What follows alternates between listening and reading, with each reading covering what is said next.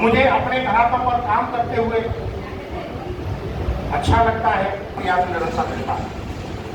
अभी मुश्किल से 7 दिन पहले मैंने वीडियो शेयर किया है, शायद बहुत लोगों ने देखा होगा। एक हमारे बड़े अजीब भाई हैं, निरंतर हेलमेट का यूज करते हैं, निरंतर। एक दिन इत्तेफाक से विदाउट हेलमेट उन्होंने जर्नी को शुरू किया और उसी दिन उनका एक्सीडेंट हुआ। परिवार से ठीक है, हालात ये है कि वो मेदांता के एडमिट है, हेड इंजरी उनको हुई है, सर्जरी हुई है, लगभग 25 लाख रुपए का खर्चा अब तक उनके ऊपर आ चुका है। लेकिन वो संपन्न थे, वो इतना खर्च कर सकते हैं तो अपने परिवार के सदस्य को बचा लेंगे, लेकिन सबके पास इतना पूंजी नहीं है। यदि गरीब परिवार का कोई बच्चा, विशेषकर जो हमारी युवा लौटी है, जो कहीं ना कहीं हमारे देश का भविष्य भी है, और ये हमारे देश के भविष्य जो युवा बच्चे हैं वो एक अपनी जीवन लीला को समाप्त कर लेते हैं। हो सकता है वह बच्चा किसी परिवार का ही होता, सोचिए क्या गुजरती होगी उनके ऊपर। हम इस मंच के माध्यम से ये संदेश देना चाहते हैं आप सभी को कि आप सब लोग एक जिम्मेदार नागरिक की तरह अपनी जिम्मेदारी को समझें और इसकी शुरुआत अपने घर से करें, क्योंकि हर काम की शुरुआत, अगर कोई अच्छा काम है और उस काम की शुरुआत आप करना चाहते हैं तो उसके लिए सबसे पहले अपना घर है जहां से आप शुरू कर सकते हैं। सदैव एक दूसरे की मदद के लिए तैयार हैं। ये होली का शुभ अवसर जहां हम होली मिलन के रूप में आज यहाँ उपस्थित हुए हैं, निश्चित रूप से वर्ष भर हमारे बीच देखा है, हम लोग समझ ही नहीं पाते थे कि कौन हिंदू है और कौन मुस्लिम है, कौन सिख और कौन ईसाई है। जिसका भी त्योहार है, हर त्योहार में हम लोग बढ़ चढ़ कर हिस्सा लेते थे और साथ साथ खुशियां मनाते थे। आज सिर्फ हमारे आपकी छोटी सी चूक की वजह से हम राजनीति के शिकार हो गए। राजनेताओं का काम है अपनी राजनीतिक रोटियां सेकना, लेकिन आपने एक शायर सुनी होगी, शेर राहत इंदौरी जी कहते हैं कि लगेगी आग तो आएंगे कई घर जन्मे, लगेगी आग तो आएंगे कई घर जन्मे। अरे वहां हमारा ही मकान थोड़े है। तो यकीन मानिए, आग चाहे किसी के घर में लगे, लेकिन बगल में किसी न किसी का और भी घर है और आग किसी को नहीं बख्शती। तो हमेशा कोशिश करें इस भाईचारे को बना के रखें, और जिस देश में, जिस प्रदेश में यदि भाईचारा नहीं है वह देश और प्रदेश कभी आगे नहीं जा सकता।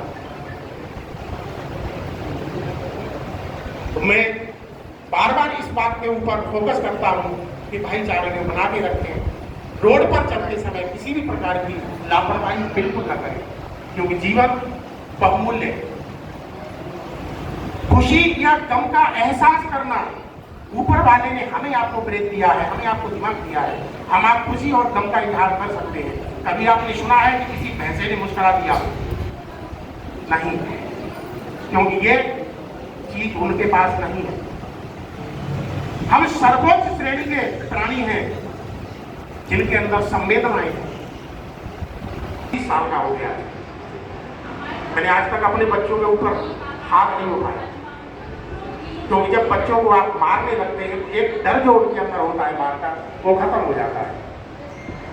इसलिए बच्चों के साथ फ्रेंडली संबंध रखिए, दोस्त की तरह व्यवहार करिए और उनको अच्छी सीख दीजिए।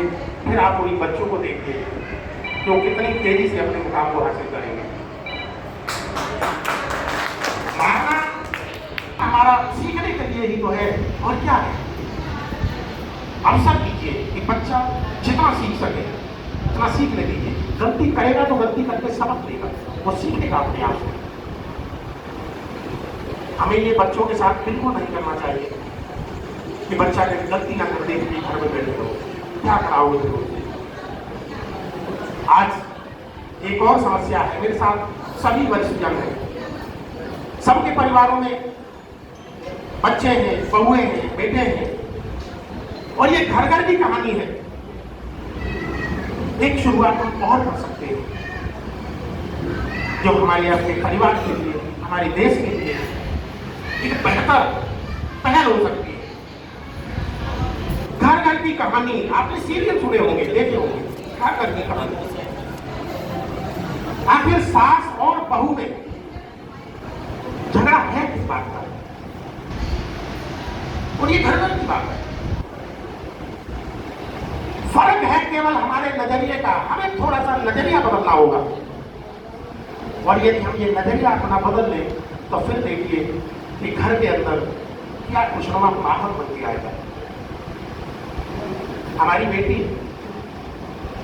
कुछ भी पहने चलेगा, लेकिन अगर बहू ने कुछ भी पहन लिया तो इसी बात का तो झगड़ा है।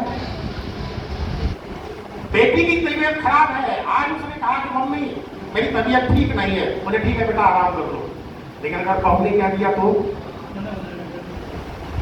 झगड़ा शुरू हो जाएगा। अरे आखिर वो भी तो किसी की बेटी है,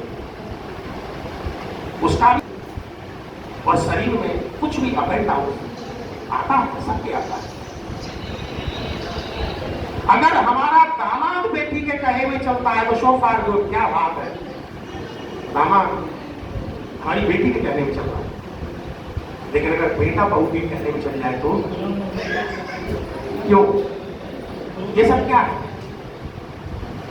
ये हमारे अपने नजरिए की बात है। अगर हम थोड़ा सा नजरिया बदल दें, जिस बेटी को हम बहू के रूप में अपने घर में लेके आ रहे हैं, अगर उसे भी हम बेटी का दर्जा दे दें, फिर देखिए परिवार कहां पहुंचेगा। और इसकी पहल मैं आप सभी वरिष्ठजन का, हमारे बीच बैठे सम्मानित ऑफिसर्स का शुक्रिया अदा करते हुए मैं अपनी वाणी को विराम देता हूं। और आगे मैं यही कहूंगा कि ये जो विजय रथ है, ये जो भाईचारा है, इसको दिल से आगे बढ़ाइए। फिर देखिए कैसे हमारे घर का विकास होता है, कैसे हमारे जिले का विकास होता है और कैसे हमारे प्रदेश का विकास होता है। राजनेताओं के चक्कर में पड़कर अपने भाईचारे को खराब मत करिए। All the best.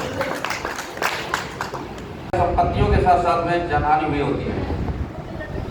किस व्यापारी के यहाँ आग लग जाए, किस मकान में आग लग जाए, पहले हमें जब सूचना मिलती है तो ये नहीं पता होता है कि उसमें कितने लोग फंसे हैं या किस तरह की आग है।